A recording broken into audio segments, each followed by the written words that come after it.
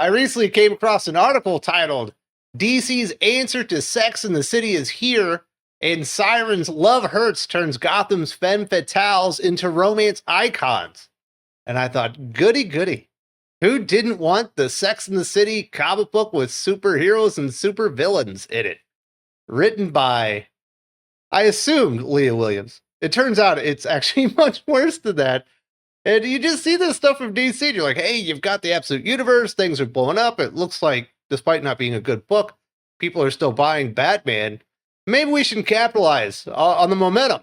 Nah, let's do a bunch of stuff that played out and was rejected firmly 7 or 8 years ago. Basically a vehicle for sexy covers. Now, if you want a place that does sexy covers even better than DC, you need to go over to the 616comics.com, the #1 producer retailer in the entire industry. There's a discount code in the video description to use on their website. Now let's get to talking about Sex in the City and comic books and why it's a match made in heaven.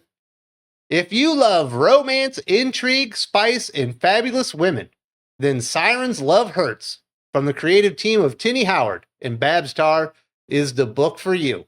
The upcoming DC Black Label limited series, which hits stores in February 2026, will follow the girls of Gotham City as they navigate love, sex, crime, murder, and everything in between. In other words, it's DC's version of Sex in the City, which is something we had no idea we needed in our lives. And that's written by Chris Arrett, not me. Those are not my words. I knew that I didn't want Sex in the City in my comic books because I've accidentally seen a few episodes. I was dating a lady at one point, before I got married, and she liked Sex in the City. And I was like, gosh, you really like some bad television. But the worst part isn't the Sex in the City meets DC Comics aspect of it. It's certainly that Tini Howard is making her bold return to DC Comics. I thought we were done with Tini Howard. I felt like she had done enough damage to Harley Quinn. I felt like she had done enough damage to Catwoman, and DC had seen the writing on the wall after all those creative mishaps and people walking away and the abomination that was Gotham War, that maybe Tini Howard wasn't right for DC Comics and their consumer base. Turns out I was wrong. She's back once again. And I do, and I'm not being hyperbolic here, I do firmly believe that Leah Williams is a better writer than Tini Howard. And I think Leah Williams is illiterate. That's how bad I think Tini Howard is. At least Leah Williams wrote the Amazing Mary Jane series, which wasn't abysmal, which is certainly above anything that Tini Howard has done at Marvel Comics or DC Comics. So who knew we would be getting Tini Howard in 2026, but we will not be getting Tini just for like 1 or 2 months. And it's not going to be like a 1-month release like they did with the Gotham City Siren stuff that Leah Williams is doing. Oh no, we're getting it for a whole year. One oversized issue every season to celebrate the engagement of Dinah and Oliver Queen as they hunt down a serial killer. So you'll be getting this book for an entire year. What is DC Comics Black Label anyway? Remember when it was going to be the very best writers paired with the very best artists in the entire industry, not constrained by the canon of DC Comics, free to tell more extreme stories and cool stuff like that? And now we've bottomed out to the home of Tini Howard's new Gotham City Sirens book. So it's supposed to be like an NC-17 or 17 plus book or something like that. Now, I will freely admit, if this book, had Harley Quinn and, Catwoman and, the other sirens like getting railed and they were naked and stuff, this book would make a lot of money because there are a lot of sweaty dudes out there that still buy comic books that would go all in on that. But my assumption is that the reason it's going to be 17 plus is because they're going to be talking about their sexual encounters and cursing a lot. And that'll be it. Maybe some assless chaps on some dudes, although Leah Williams already played that one out. So I don't think they're really going to be doing much with it other than, making them girl bosses. At this point, Gotham City Sirens, they had the movie and it didn't do very well, but at least at that point, it was kind of a franchise or a brand that had some cachet. They felt like they could make some money off of it. But after what Leah Williams has done to it, and certainly what Tini Howard's about to do to it and some of the bad creators they've had on Gotham City Sirens. I believe DC Comics have just irreparably harmed the brand and probably the characters because of the string of just terrible writers on it. Harley Quinn can't even sell anymore. Tini Howard's a big part of that, but not the only part because they did put a lot of bad creators on there. But it feels like they've just completely destroyed anything that could make money with the Gotham City Sirens into perpetuity.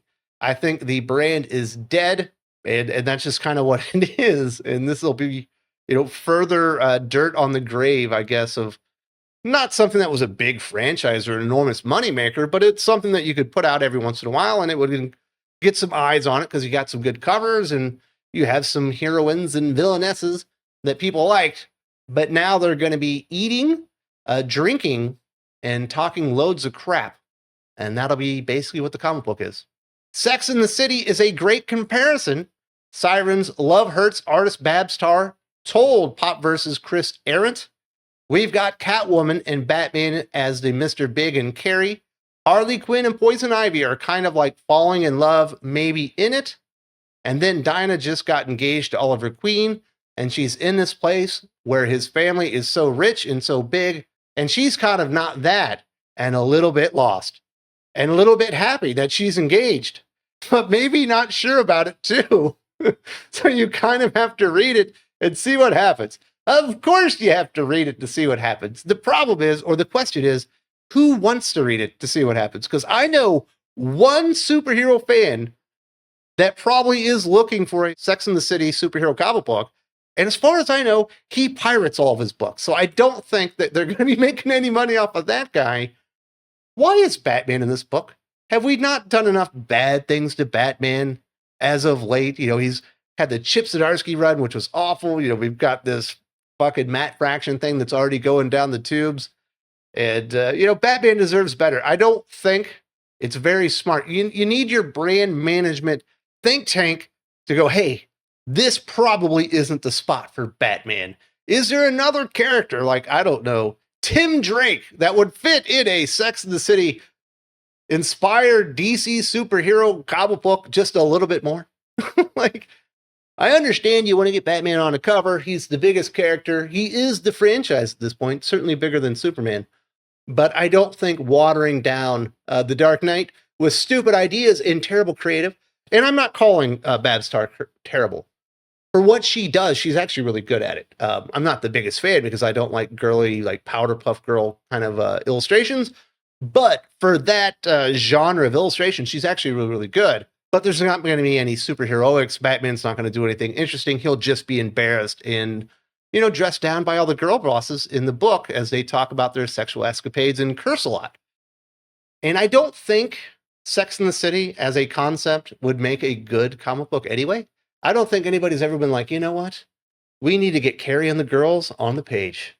That shit is going to revolutionize comic books because it's inherently something that would never work in comic books, which is, a visual medium. You need visual storytelling. You need action in the story rather than people moping around and complaining about each other and stabbing each other in the back. So I don't think it would ever make a good concept for a comic book, but it's 2025, which eerily feels similar to 2018, if I'm being completely honest.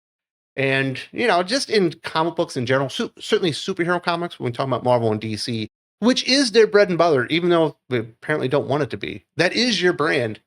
The relationship stuff, the hijinks, the bad dates, the talking about how the date went, that's normally a C or D plot. It gets 2 or 3 pages max in the book, and that's where it belongs, and it certainly works in Superman, although the Lois and Superman relationship certainly is more at the forefront, but it's been going on for 80 years at this point. But in Spider-Man, that's kind of where it works the best. In Batman, it always works as a side plot until she's revealed to be the villain or the one controlling the villain and stuff like that. But throwing the relationships as the main event in a superhero comic book just doesn't work. Now, I did want to talk about some of the coverage on this, specifically Chris Errant from the Popverse, who I've been quoting a little bit here, but he actually wrote this. Catwoman absolutely has some powerful Carrie energy, so that checks out. Though we'd argue that Absolute Batman is more likely to be called Mr. Big. The big question is who is going to fill the role of Samantha? Our money is on Harley Quinn. That little bundle of chaos is going to steal the show no matter what happens within the rest of the comic book. A grown man wrote that shit. Who's going to be the Samantha? It's not going to be the Harley Quinn. She's going to be the lesbian that's in a relationship with Poison Ivy. Is that Samantha in Sex and the City? I've only seen a couple of episodes, but I don't believe that's what she was. So you read stuff like that and you're like, that's pretty embarrassing, dude. Like, you had to have read it before you fucking published it. You go, you know what? We're going to take that paragraph out as I emasculated myself and made myself look stupid, in front of the 4 dozen people that are going to read this article. And that's kind of one of the things that's killing comic books right now. I don't know if you've noticed, and you probably haven't because nobody's looking for this stuff. There's no legitimate coverage on comic books really anymore. Outside of me, maybe. Well, and a few other sites out there on YouTube. But for the most part, if you go to the news media, it's just coverage about comic book movies and television show and what are the 7, X-Men stories that should make a movie and stuff like that.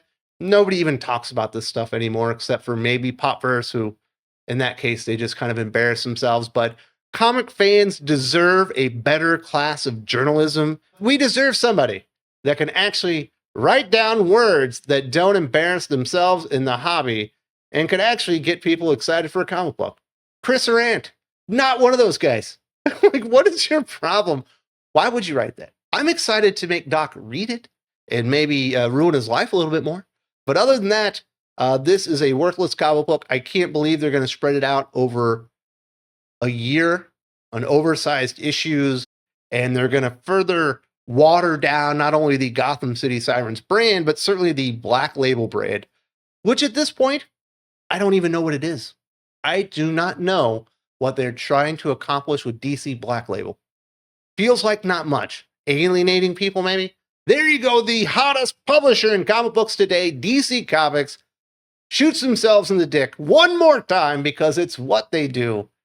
Thankfully, there will be no absolute sirens love hurts to infest that universe. Thank goodness. As I've mentioned, I'm not a big fan of old Tini Howard. In fact, she's the queen of getting things canceled in 5 issues or less. Don't believe me? Watch this video. I got it right here talking about all the failures of Tini Howard on X-Men at Marvel, and DC knew all this and still hired her and brought her over for Harley Quinn and Catwoman. Crazy shit.